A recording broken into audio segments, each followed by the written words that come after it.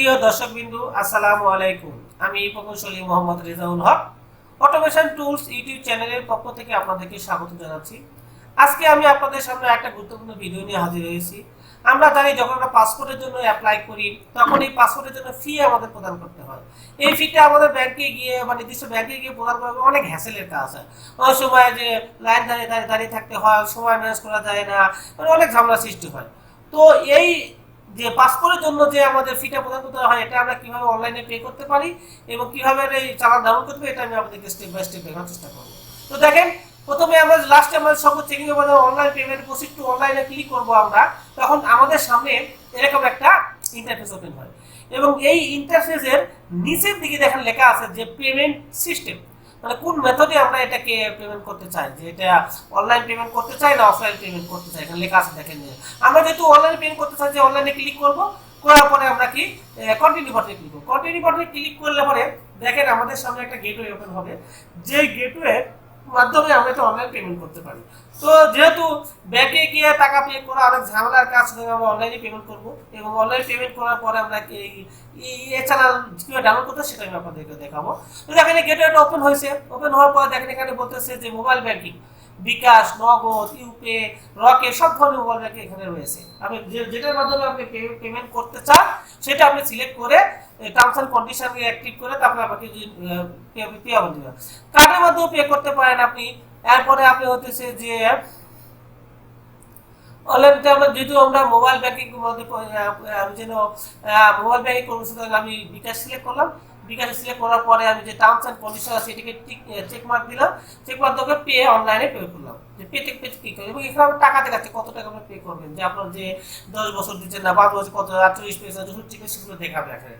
তো দেওয়ার পরে এখন দেখেন যে আমার সামনে একটা বিকাশের যে গেটওয়ে আছে সেই গেটওয়েটা ওপেন হয়েছে। এই বিকাশ গেটওয়ে আপনাকে বিকাশ অ্যাকাউন্ট নাম্বার দিতে বলতেছে।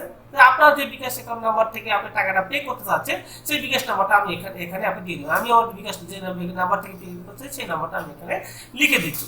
তো বিকাশ নাম্বারটা লেখার পরে আমরা কনফার্ম বাটনে ক্লিক করব। কনফার্ম বাটনে ক্লিক করার পরে যে আপনার অ্যাকাউন্টে যে ভেরিফিকেশন কোড আসবে, বিকাশের থেকে যে ভেরিফিকেশন কোড হবে সেই কোডটা আপনি এখানে ইনপুট করবেন। এই কোড ইনপুট দেওয়া আসবে, আসার জন্য আমাদেরকে একটু ওয়েট করতে হয়, কারণ অনেক সময় দেরি হয়ে কোড আসে, অনেক সময় খুব তাড়াতাড়ি কোড আসে। তো দেখেন কোডটা চলে এসেছে, আমি কোডটা ইনপুট করে দিচ্ছি। ইনপুট করে দেওয়ার পরে আমি কনফার্ম বাটনে ক্লিক করব। কনফার্ম বাটনে ক্লিক করার পরে আপনার বিকাশের যে অ্যাকাউন্ট নাম্বারটা আছে, সরি অ্যাকাউন্টের পিন নাম্বারটা আছে, সেই পিন নাম্বারটা আপনাকে দিতে হবে। পিন নাম্বারটা আমি দিয়ে আমি কনফার্ম বাটনে ক্লিক করব। কনফার্মে ক্লিক করার পর দেখেন যে ভেরিফিকেশন সাকসেসফুল দেখাচ্ছে, মানে এবং আপনার যে টাকাটা কেটে নেয় অলরেডি, কিন্তু বিকাশ অ্যাকাউন্ট থেকে আপনার যে টাকাটা অ্যামাউন্টটা ছিল সেই অ্যামাউন্টটা কিন্তু অলরেডি কেটে নিয়েছে। এই কেটে নেওয়ার পর দেখি আমাদের ফর্মেটটা কি অবস্থা হয়েছে। যে ফর্মটা আমাদের যে পেন্ডিং দেখাচ্ছিল, যে স্ট্যাটাস যে পেমেন্ট কি যেন লেখা দিচ্ছে, দেখেন যে আপনি ওয়েটিং ফর পেমেন্ট। আমি চেক পেমেন্টে ক্লিক করি, যে অনেক সময় এটা আপডেট হতে একটু সময় নেয়। তো আমরা যদি চেক পেমেন্টে ক্লিক করি তাহলে দেখতে পারবো যে আসলে এটা কোন কি অবস্থায় আছে। তো আমি চেক পেমেন্টে ক্লিক করলাম, দেখো বলছে যে payment transaction was not found, please try letter, মানে বলতেছে কি যে এখানে কমপ্লিট হয় নাই, আমাকে একটু অপেক্ষা করতে বলছে। তো আমি এটা অনেক সময় খুব তাড়াতাড়ি হয়, অনেক সময় নেয়, তো আমরা একটু অপেক্ষা করি, দেখি যে এটা আমাদের গেটওয়ের মাধ্যমে এটা আমাদের আপডেট খুব তাড়াতাড়ি হয় কিনা। তো দেখেন আমি আবার চেক করতেছি, দেখেন লেখা আছে পেমেন্ট ট্রানজাকশন ওয়াজ সাকসেসফুল, তার মানে কি সাকসেসফুলি আমার পেমেন্টটা কমপ্লিট হয়েছে, আমার ট্রানজাকশন এখানে আপডেট হয়েছে। কারণ পেমেন্ট কমপ্লিট না হওয়া পর্যন্ত কিন্তু স্ট্যাটাসে সাবমিটেড দেখাবে না। তো দেখেন যে এই জায়গায় সাবমিটেড লেখা আসছে, এখন স্ট্যাটাসে সাবমিটেড লেখা আসছে, আর কিন্তু দেখাচ্ছে যে ওয়েটিং ফর পেমেন্ট দেখাচ্ছিল।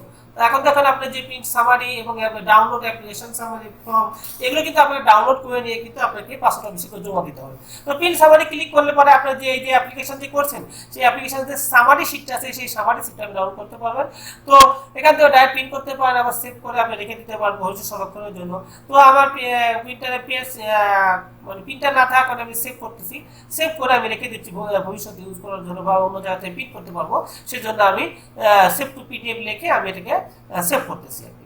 তো আমরা যখন পাসপোর্ট অফিসে যাবো তখন আমাদের 3টা ডকুমেন্টস দরকার হয় মেইনলি এখান থেকে, যে অনলাইন অ্যাপ্লিকেশন কপি এবং এই প্রিন্ট সামারি কপি এবং আমি যে চালানটা যে আমি অনলাইনের মাধ্যমে যে টাকাটা পে করলাম চালান কপিটা লাগবে। এই 3টে যে সবকে অবশ্যই কিন্তু প্রিন্ট করে নিয়ে আমার এর সাথে সংযুক্ত দিতে হবে। তো দেখেন যে আমি এখানে নাম দিচ্ছি যে সামারি শিখলে কি সামারি লিখে দিলাম, সামারি লিখে আমি সেভ করে রেখে দিতে পারি, যে সামারি আমি ইজিলি আইডেন্টিফাই করতে পারবো, এই জন্য আমি এখানে সামারি লিখে দিলাম আর কি। তো দেখেন তারপর সেভ বাটনে ক্লিক করলাম, নাম দিয়ে সেভ করে ক্লিক করলাম। এরপরে আমার যে অ্যাপ্লিকেশন যে pin download application form for fitting, আমি এখানে ক্লিক করলে আপনার অ্যাপ্লিকেশন যে ফর্মটা আছে সেই ফর্মটাকে ডাউনলোড হয়ে যাবে। দেখেন আমি ডাউনলোডে ক্লিক করলাম, ক্লিক করার সঙ্গে সঙ্গে দেখেন যে আমার এই অ্যাপ্লিকেশন ফর্মটা ডাউনলোড হয়ে গেছে এবং এখানে ওপেন হয়ে দেখাচ্ছে। দেখেন যে আপনার যে পুরো অ্যাপ্লিকেশন ফর্মটা আপনার সামনে ওপেন হয়ে গেছে। এই বারকোড যেটা আছে, বারকোডটা কিন্তু অবশ্যই আসতে হবে। বারকোড যদি ঠিকমতো না আসে তাহলে কিন্তু আপনি এটা জমা দিতে পারবেন না। এই বারকোডটাই মেইন ইম্পর্টেন্ট এটার জন্য। তো দেখেন আমি এখন আমার হচ্ছে কি করলাম, যে প্রিন্ট সামারি করলাম, তারপরে হলো যে আপনি হচ্ছে যে অ্যাপ্লিকেশন ফর্মটা ডাউনলোড করলাম। এখন আমাকে গেটওয়ে থেকে আমাকে এই যে আমি যে অনলাইন যে পেমেন্ট করলাম, পেমেন্টের চালানটাকে আমার কপি করতে হবে। তো চালানটাকে কপি করার জন্য আমি কি করবো, আবার আমি ওই যে ইয়েটা আছে, আমার যে পোর্টালটা আছে, যে ই পাসপোর্টের যে পোর্টাল আছে, সেই পোর্টালে যাব। আমি সেই পোর্টালে গিয়ে আমি ওইখানে দেখেন যে অপশন আছে আমার, যে কিউ অপশন থেকে আমি এটাকে ডাউনলোড করতে পারি, সেই ডাউনলোড অপশনে আমি যাব। তো দেখেন যে এইখানে দেখেন এই জিনিসটা দেখাচ্ছে যে আমি ফর্মটাকে এক জায়গায় করে রাখতেছি, যেন আমি ভবিষ্যতে ইউজের জন্য আমি এটা ইউজ দেখে আমি এই পোর্টালে আমি ক্লিক করলাম, যে আমি জাস্ট এই ফর্মটাকে ওপেন করেছি। কেন ওপেন করেছি, এখান থেকে আইডিটা নিয়ে আমি আমার এক পেজে আমার অপশনটা আছে, সেই এক পেজে আমি পুট করতে হবে। তাই আমি যে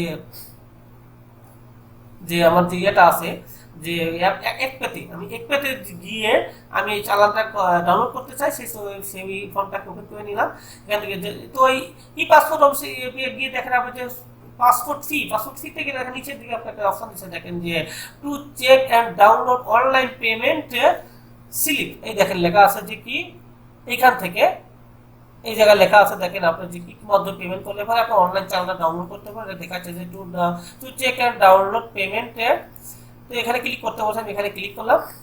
এখানে ক্লিক করার পরে দেখেন যে গেটওয়েটা ওপেন হবে, যে গেটওয়ের মাধ্যমে আমাদের যে অ্যাপ্লিকেশন আইডি আছে, সেই আইডি প্রবেশের মাধ্যমে কিন্তু আমি হচ্ছে এটা যে আমার যে অনলাইন চালানটা আছে, সেই চালানটা আমি ডাউনলোড করতে পারি। তো দেখেন এরপর দেখেন যে পূর্ববর্তী পাসপোর্ট, যে রসিদ number, mobile number, passport application clear করলাম। এরপর পাবলিশারের যে আইডিটা আছে, সেই আইডিটা আমি কপি করে এখানে বসায় দিব, যে ইন্টার পাসপোর্ট অ্যাপ্লিকেশন আইডি। এখানে এই passport application ID online application registration ID, এটা ক্লিক করে আমি এখানে সিলেক্ট করে এবারে কপি করে নিলাম। সিলেক্ট করলাম, সিলেক্ট করে কপি করে নিই। কপি করে নেওয়ার পরে আমি এখানে গিয়ে জাস্ট এখানে পেস্ট করে জাস্ট জমা দিন। এখানে ক্লিক করলে পরে আমার যে ইয়েটা আছে, আপনার যে চালানটা আছে, চালানটা দেখাচ্ছে এখানে ডাউনলোড ভিউ যদি করতে পারি। তো আমি যদি ডাউনলোড করতেছি, ডাউনলোডে ক্লিক করলাম। ডাউনলোড ক্লিক করার পরে কিন্তু আমার চালানটা দেখেন অলরেডি ডাউনলোড হয়ে গেছে। এটা আমার চালান, চালান, যে চালান আমাকে এইটা পাসপোর্ট অফিসে জমা দিতে হবে। পাসপোর্ট অফিসে ফার্স্ট এটা দেখবে যে আপনি টাকাটা জমা দিয়েছেন কিনা। তো দেখেন যে বন্ধুরা, তো আমি আপনাদেরকে দেখানোর চেষ্টা করলাম যে স্টেপ বাই স্টেপ কিভাবে আমরা পাসপোর্টের জন্য যে ফিটা জমা দিতে হয়, এটা আমরা অনলাইনে কিভাবে পেমেন্ট করতে পারি, এবং কিভাবে আমরা যে রিকোয়ারমেন্ট যে ডকুমেন্টসগুলো দরকার হয়, সেই ডকুমেন্টসগুলো আমরা প্রিন্ট করতে পারি। এবং তা আমি আপনাদেরকে স্টেপ বাই স্টেপ দেখানোর চেষ্টা করলাম। আশা করি আপনারা আমার এই ভিডিওটা আপনাদের কাছে হেল্পফুল হবে। যদি আমার এই ভিডিওটা ভালো লাগে থাকে তাহলে লাইক, কমেন্ট ও শেয়ার করবেন, এবং আমার চ্যানেলটা সাবস্ক্রাইব করে আমার পাশে থাকবেন। এবং যদি অলরেডি সাবস্ক্রাইব করে থাকেন তো অসংখ্য ধন্যবাদ। তো বন্ধুরা, আজকের মতো এই মতো, সবাই ভালো থাকবেন। আসসালামু আলাইকুম। Please subscribe my channel and press the bell icon. Also like, comments and share. Thanks for watching.